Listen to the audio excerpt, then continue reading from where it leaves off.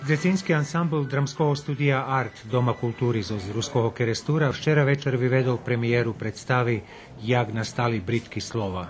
To tekst Duška Radovića preložil Mihajlo Bodjanec, a na scenu ho so svojima sotrudnikami postavila Ksenija Bodjanec. Понеже я робим з децьми у школі, та ведь мені то так, як да повім, то та робота з децьми мила і предложення tej роботи у школі, та ведь ту предложим на бini z njima še dak uspobaviti.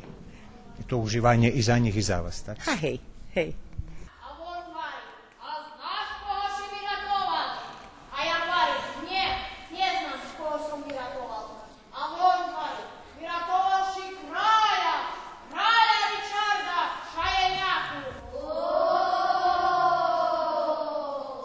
Na interesantni i ljehko rozumljivi sposob, prez kratki dramski slički, vi pripovedana išče jedna mudra i poučna pripovedka poznatого pisatelja, novinara i aforističara, ktorý všeked bešedoval od zecoh i jih norovoh, spozorjoval nasam pred nas starših.